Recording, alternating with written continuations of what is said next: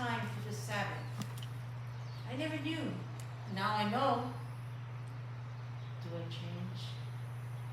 I need to. Right? We all need to. We need to conform to the way of God, if that's what we truly believe. And you cannot blame it on your sister sitting here, your brother, your pastor, your whatever the case is. This is something we all need to fight. This is the race. This is the battle. God wants us to go far beyond avoiding things that come up next. So honor your father and mother, learn how to be obedient and respectful.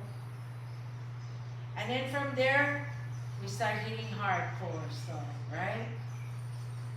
You shall not murder. You shall not commit adultery. You shall not steal. You shall not bear false witness.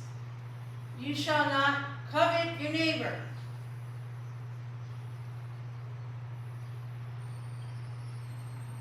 All of those things are extreme.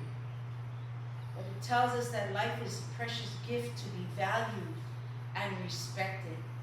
Jesus amplified the meaning of murder to include bitter animosity. So if you think you can sit there and be okay to hate someone else, you committed murder. To commit adultery is designed to protect us of God's greatest gift to humanity. Love. Marital love. Today, it's so much more phallic. The loving marital relationship is what God granted. That we would preserve ourselves till we found that love.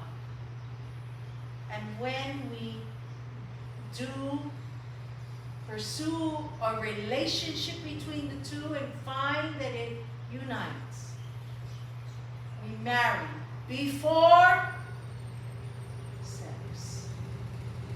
It's not a hard thing. I mean, not an easy thing, hello? Not an easy thing to do for men.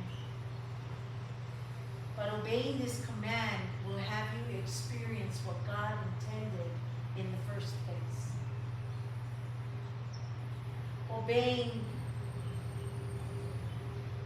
comes on individuals and societies through broken relationships, broken homes, sexually transmitted diseases, poverty, and many other things happen when we're weak, without God, and think we found love. Remember how I started this whole sermon?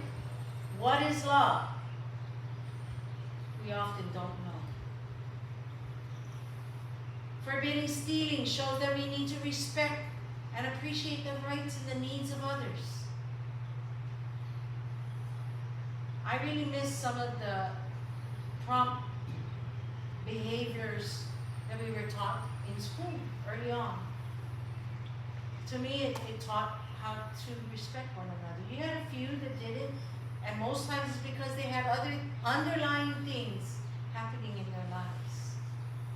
But for the most part, it kept me honest, striving to do what's right. And even as you stumble, right, you know how to get back onto the right road.